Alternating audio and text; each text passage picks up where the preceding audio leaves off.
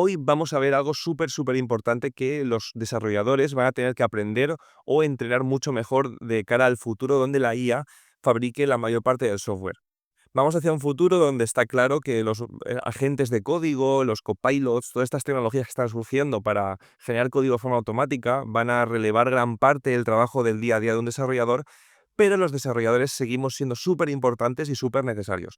Pero sí que es verdad que hay ciertas habilidades que tendremos que entrenar mejor y que tendremos que evolucionar para hacernos mucho más competentes y poder seguir evolucionando en esta época de la IA. Una de esas habilidades es definir bien las extracciones o la modularización de nuestro código. ¿Qué significa esto? Pues que al final, como desarrolladores de software, lo único que hacemos es coger problemas súper complejos, ¿vale? De empresa o modelados que hacemos de procesos de negocio y los pasamos a código, ¿vale? Los pasamos a software. ¿Cómo lo hacemos? Pues cogemos estos problemas complejos, los partimos en problemas más simples, los programamos, los juntamos, los conectamos y los desplegamos, ¿vale? Eso es un poco a lo que nos dedicamos, aunque de una forma un poco, desde un punto de vista un poco más filosófico, ¿vale? Como ya digo. Y esto es lo que va a seguir siendo súper importante para los desarrolladores y donde Copilot nos va a ayudar con una especie de mini nosotros que nos va a ayudar a implementar todo el código de estas modularizaciones. ¿A qué me refiero con todo esto? Porque ya digo, estamos aquí en un nivel de abstracción filosófico muy alto. Así que vamos a irnos a código aquí rápidamente y voy un poco a explicar a qué me refiero con todo esto. Desde hace muchos años, al final, lo que hemos hecho es separar nuestro código en partes. Estas partes semánticas que hacen funcionalidad suelen tener una responsabilidad única, a esto es lo que le llamamos el SRP o Single Responsibility Principle, y son componentes que tienen un nombre y que hacen una cosa. ¿Qué ocurre? Que en el día de hoy la IA ya está programando mucho código, pero el trabajo de separar el problema en componentes o en piezas de software que tengan sentido, sigue siendo algo que los desarrolladores hacemos muchísimo mejor. Os pongo un ejemplo. Si yo ahora quiero sacar el número mínimo que hay en la lista con su índice y digo aquí en un comentario, por ejemplo, extract mean value and index from a list of numbers, ¿vale? Voy a empezar con una lista por aquí. Voy a hacer A es igual a esta lista, por ejemplo, y voy a dejar que Copilot me lo siga ejecutando, pues me devuelve esta función, ¿vale? Entonces, como vemos, Copilot ha sido capaz de solucionarlo. No me he puesto a mirar el código, entiendo que está bien, por favor, Copilot, no me dejes en mal lugar ahora. Min value of index, si no hay números me da un error. Min value index, tal. Vale, perfecto. Pues esto Copilot ya lo ha hecho simplemente por ponerle un comentario y pedirle lo que haga. Voy a borrar el comentario porque no nos hace falta. Pero aquí hay cosas que, como desarrolladores de software, como ingenieros que nos dedicamos a crear sistemas, nos pueden llamar la atención. Como por ejemplo, lo que devuelve este objeto es una tupla de dos enteros, ¿vale? Estamos trabajando con una estructura de datos no estructurada, vaya la redundancia, donde tenemos dos enteros. A partir de la interfaz puede que no quede súper claro cuál de los dos es el índice, cuál de los dos es el value. Puedes inferirlo por el orden. Por ejemplo, aquí pone min value and index, pues puedes imaginar que el primero es el min value a index. Pero, por ejemplo, yo como desarrollador de software, si hubiera escrito este código, posiblemente me habría descrito aquí una data class que fuese un min value and index, por ejemplo. No digo que tenga que ser esto, pero es un ejemplo. Y esta estructura de datos lo que habría hecho es devolverla en vez de esta tupla, ¿vale? Una información estructurada con semántica que me queda claro cuál es el min value, cuál es el min index, y de esta manera, así a la hora de retornar, pues devolvería esto. ¿Qué ocurre? Cuando yo uso esto, por ejemplo, dentro de result ya tengo tipado aquí cuál es el min value y cuál es el min index, ¿vale? Esto que la IA desde un principio no lo ha hecho, si nosotros hubiésemos aceptado esto como bueno y hubiésemos seguido, esto podría haber ido creciendo, ido cambiando. Imagínate que si después del min value, min index añadimos un nuevo valor, voy a volver atrás, ¿vale? Para hacer la parte no tipada. Imaginad que si ahora en vez de min value y an index lo hubiésemos evolucionado y hubiésemos añadido otro valor, como por ejemplo, sácamelo de dos listas, o el mínimo y el índice y la lista de dos listas, pues aquí habríamos seguido incrementando este int para, o sea, incrementando esta tupla para ir añadiendo nuevos valores, haciendo que esto sea mucho más complejo de entender, mucho más complejo de mantener y al final comprometiendo un poco la viabilidad del software a largo plazo.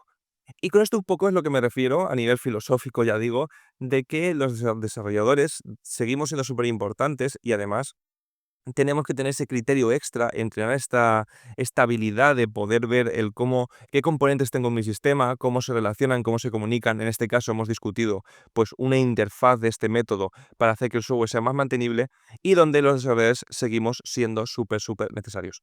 Vamos a ver otro ejemplo. Lo que voy a hacer ahora es pedirle a Copilot que me implemente en FastAPI. Voy a hacerlo en modo agente, a ver si puedo, si me va a dejar esto.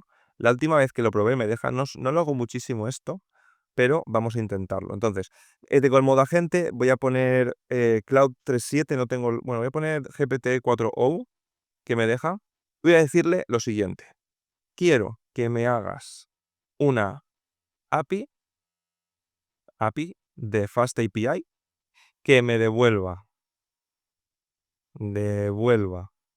no sé escribir ya de verdad, devuelva la lista de usuarios de la base de datos en Postgres.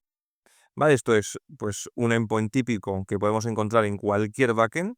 Voy a pedirle que me lo haga. No sé si va a tardar muchísimo, porque en modo agente a veces se pone a hacer mil cosas y si no tarda. Entonces, bueno, decirle que instale todo. Voy a pedirle que me lo haga y ahora cuando termine, vuelvo con todo el código hecho. Vale, pues ya he terminado de hacer el código. Ha tardado bastante menos de lo que pensaba. Pensaba que iba a tardar mucho, pero se ha estado fuera de cámara como 10, 20 segundos y ya está. Pero nos ha devuelto un código. No lo llego a probar, pero imaginemos que funciona. Al final, más allá de que ha usado cosas deprecadas de FastAPI, porque se ve que utiliza una versión o una información de la documentación vieja, eso se podríamos decir, pero nos ha hecho un endpoint que es getUsers, que devuelve la lista de usuarios de la base de datos, tiene una query, hace un select sobre la base de datos y los devuelve. Vale. Esto me refería con la descomposición de problemas, el saber hacer un desarrollador y que la IA al final muchas veces no acaba de hacerlo del todo bien. ¿Por qué?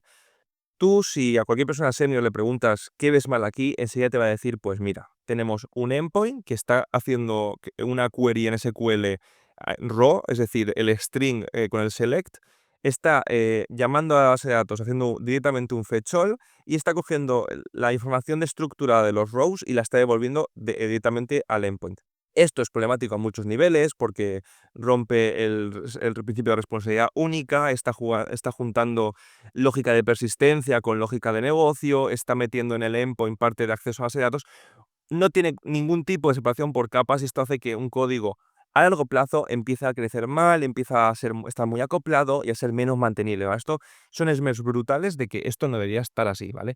Puede que para un software pequeñito, un endpoint y tal bien, pero en cuanto esta aplicación vaya creciendo, vayamos introduciendo lenguaje de negocio, vaya teniendo más entidad y más complejidad, esto hace que el proyecto sea inviable, ya no digo ni a largo plazo, a medio plazo, ¿vale? Y aquí es un poco donde entramos los desarrolladores de software. Yo cuando vengo esto, al final lo que me pide el cuerpo es que aquí se utilice algún tipo de patrón repositorio, algún tipo de abstracción de un caso de uso, y eso es un poco el criterio que como desarrollador me hace ayudar al Copilot a programar mejor. Por ello, lo que vamos a hacer aquí es decírselo. Voy a decirle, oye, no me has separado por capas, quiero casos de uso y usar el patrón repositorio. De esta manera haremos que el código sea mucho más mantenible, más entendible, más testeable, etc. Así que voy a decirlo a la gente y a ver qué hace. Lo mismo, corto y ahora vuelvo. Vale, ya he terminado. Me he dado cuenta y me da un poquito, no me da miedo, pero como que me muestra donde ya estamos, ¿vale? Es decir, que el código lo ha cambiado muy rápido, ¿vale? Es la segunda vez que corto en este vídeo, la segunda vez que creo que va a tardar un minuto o dos, y la segunda vez que he vuelto en rollo 10 segundos, ha tardado más. Vale, pues vale, ya he hecho el código y vamos a ver lo que ha hecho. Al final ha hecho un getUsers, ha hecho un getUsers use case, ha creado un execute. Si entramos aquí, vemos que tiene un use case al cual le inyecta el repositorio muy bien. Esto es la inversión de control, inyección de dependencias. Hacemos que en vez de utilizar una dependencia, nos la inyectamos, haciendo que sea mucho más testeable y mucho más mantenible. Perfecto. Y luego en el execute hacemos un get all users y este get all users pues hace un select from users y hace un fetch all. Ha hecho casi todo bien, pero seguimos teniendo problemas, ¿vale? Por ejemplo, este método devuelve la información estructurada que nos viene de la base de datos directamente acoplada al esquema que tenemos en Postgres, ¿vale? Esto hace que la separación de capas liquee un poco, ¿vale? Se filtre hacia afuera, haciendo que el código pues también tenga ese acoplamiento directo a la estructura que tenemos en base de datos, lo que es problemático en realidad. Por lo tanto, lo que voy a hacer ahora es decirle esa parte otra vez, ¿vale? Como si os fijáis, lo que estamos haciendo es dejando que Copilot nos implemente la aplicación, pero ir guiándole, ¿vale? Con las buenas prácticas, con esta descomposición de problemas y capas y semántica que como desarrolladores tenemos criterio para poder hacerlo, ¿vale? Que la IA aún no. No digo que no lleguemos a ese punto, ¿vale? Pero que a día de hoy esa habilidad súper importante aún es súper necesaria y es algo que aún hacemos los desarrolladores. Ahora no voy a cortar, por favor, quiero que lo veáis porque es muy rápido. Ya es la segunda vez que pienso que va a ir muy lento y no. Voy a decirle, muy bien, hay que también decirle muy bien, pues acaso las máquinas se sublevan algún día, que sepan que somos amables con ellos. Em, pero el repositorio devuelve una respuesta acoplada a la base de datos.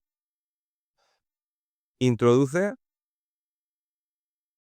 un DTO o un objeto de dominio para representar a nuestros usuarios. Vale, voy a darle y vamos a ver cuándo tardan. Yo no voy a cortar, ¿vale? Antes he ido súper rápido.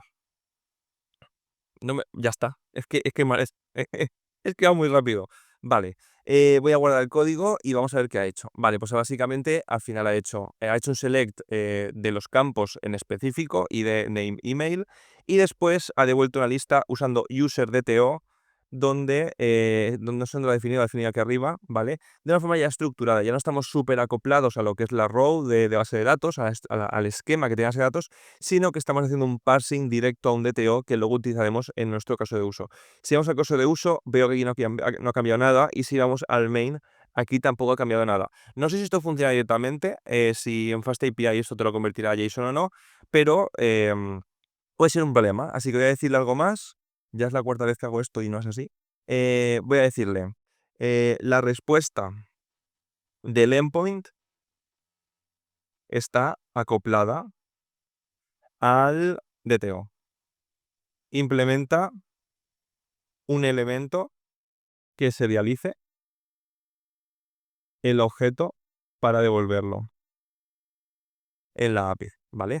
Lo mismo, separación por capas. Al final el DTO es algo de base de datos, es la estructura que nos devuelve el repositorio, y luego el JSON que damos a los usuarios, esa serialización, pues es un componente de la capa de infraestructura externa, la de la API, y que puede no estar acoplada o no tiene por qué seguir los mismos campos que nos devuelve la base de datos. Así que voy a pedirle eso también, no voy a volver a cortar, voy a hacer que lo haga el solito rápidamente, a ver qué nos hace. Y así, ya digo, los desarrolladores guiamos a la máquina y le decimos cuáles son las mejores prácticas y cómo queremos que estructurar nuestro código para que al final sea mantenible. Vale, guardar aquí, voy a cerrar aquí. Y como vemos, ahora ha hecho aquí un user.to. No, aquí no ha hecho, no sé qué ha hecho. Aquí lo he hecho mal.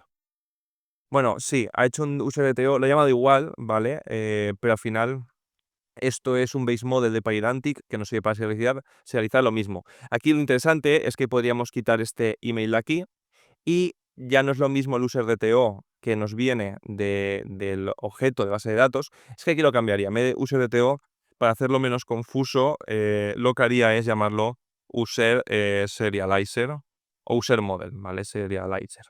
Así no hay tanta confusión en que no es el mismo objeto, ¿vale? Pero básicamente instancias to serializer con el diccionario de nuestro user recordemos que al final es un user de base de datos. Lo mismo, este user a lo mejor lo renombraría a directamente solo user, ¿vale? Que es lo que devuelve la base de datos y esto obviamente tipado, ¿vale? Lo de tipar es otra cosa que deberíamos decirle al Copilot que lo haga. Pero bueno, ya hemos visto varias cosas, hemos visto cómo Copilot ya nos genera mucho código, ¿vale? Hace la gran parte del trabajo, pero los desarrolladores seguimos siendo súper necesarios con nuestro criterio, con nuestras ideas sobre cómo estructurar el código, cómo hacerlo mantenible a largo plazo y que al final pueda seguir sobreviviendo al paso del tiempo y no se convierta en una pelota enorme de barro, que es lo que suele ocurrir cuando utilizas este tipo de tecnologías como Copilot sin tener un criterio fuerte o sin saber mucho qué haces, ¿vale? Por eso últimamente estamos viendo un montón de productos digitales que salen con este tipo de herramientas, que tienen fallos de seguridad gravísimos, que no están muy bien estructurados y hace que luego cambiados en el futuro sea súper complicado. Así que nada, os animo a dejar en comentarios todas vuestras ideas, qué opináis sobre esto de la IA y el futuro que nos viene, qué opináis sobre esta habilidad única que tienen los desarrolladores de descomponer problemas de la mejor manera posible. Y si os ha gustado, dale like, suscribiros y nos vemos en el próximo vídeo.